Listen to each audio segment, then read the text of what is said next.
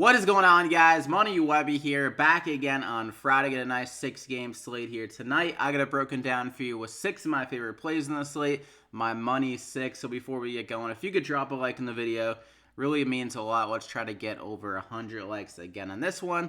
And not going to waste any time. Let's hop right into it. First guy up, Damian Lillard. Really struggled last game against Chicago, but I think he'll be able to bounce back nicely in this game. It's set up to be a much more competitive game. I mean, Chicago is pretty much running out a college basketball lineup or just like a G League lineup, just really disgusting. So that really helped them blow them out. And Lillard didn't play nearly as many minutes. And this game against Atlanta has been very competitive recently. And I think this is a great matchup going against Trae Young. I think he can catch fire from the three-point line. And Portland has 2 big injuries to Nurkic and CJ McCollum. So he's going to have to step up again here on the offensive end. So I'm going to go ahead and lock him in there as my first game. It's a really high implied score of the game. It's like 234 as well. It's a really high-scoring game. Good for Lillard. And for my second guy, I'm going to go with Kemba Walker here at 8,500. He's been absolutely killing it recently. 69 last game against San Antonio. It did go to OT, but he didn't even do that much in OT, I'm pretty sure. Against Toronto in a really tough matchup, dropped 54. 70 against the Celtics in a tough matchup. So he's really been putting on a show recently.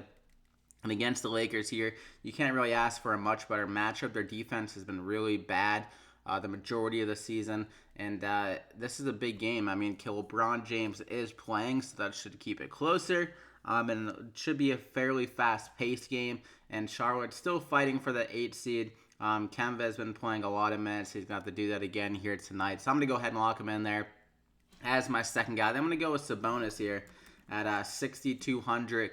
Going against the Celtics, he's been getting some more run recently. 31 minutes against OKC when that game was close. 28 minutes against the Clippers. These 2 games are kind of blowouts, so he didn't see over 23 minutes, but the minutes have been trending up, and 3 out of the last 4 games has 37, 37, and 42 DraftKings points. So really good output, and one of the better spots you can attack the Celtics is definitely down low, especially in the second unit. Their defense against like backup centers and just centers in general this year hasn't been very good. So I think Sabonis can step up there, be super effective, and then that like good ability off the bench will carry him over to see more minutes again here in a close game. They're fighting for the 4th seed in this game. So 6,200, like the price tag. I'm going to go ahead and lock him in there as my third guy. Then I'm going to go with Enes Kanter. He kind of let me down last game, but that was partially due to him seeing not many rebounds, and also, like I said, that game was a blowout, so he wasn't able to play in the 4th quarter, and didn't really need to do that much as a second unit kind of carried the load in that game. But going against Atlanta here, very good matchup. They struggle against centers throughout their whole entire year. Can definitely do some more damage on the rebounding category. Only had 6 rebounds, but he's definitely capable of more. And he had 8 shots in 22 minutes, so definitely some solid ability. Showed the upside.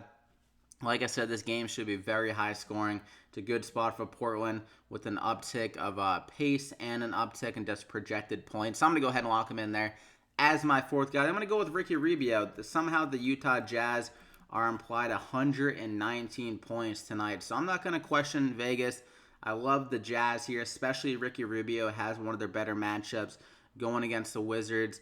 And he's been playing pretty well recently in some not very competitive games. I mean, they beat the Lakers by 15, beat Phoenix by over 20 in that game, beat Chicago by like 30, whatever, and he's been having some pretty consistent lines, 28, 29, 37, and 3 of the last 4. He's typically a guy, when he's in these softer matchups, he is able to step up, as he can struggle a little bit offensively, but he can fill it up, and when he doesn't struggle offensively, then he can have some really good nights. So 5,500 here, I think he has the upside of 35 DraftKings points around there, so a good price tag. I'm going to lock him in there as my 5th guy. Then I'm going to go with Bembry here, with Taurean Prince doubtful for tonight. That clears up some minutes at small forward, and a little bit at the power forward if they want to go smaller. So Bembry can definitely see around 30 minutes in this game. He's coming off some really solid outings recently against the Pelicans. Dropped 35 DraftKings points in just 20 minutes. And then 23 minutes against Houston, dropped 27 DraftKings points. So just with the limited minutes, he's been giving us some solid production.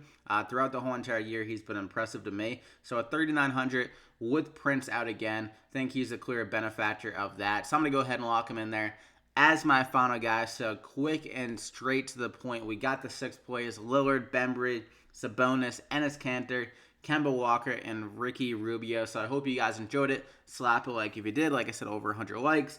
Subscribe to the channel if you aren't. I am going to be uploading an MLB video right after this, so be on the lookout for that if you're playing MLB DFS as well. But good luck, and we'll see you back here again next time.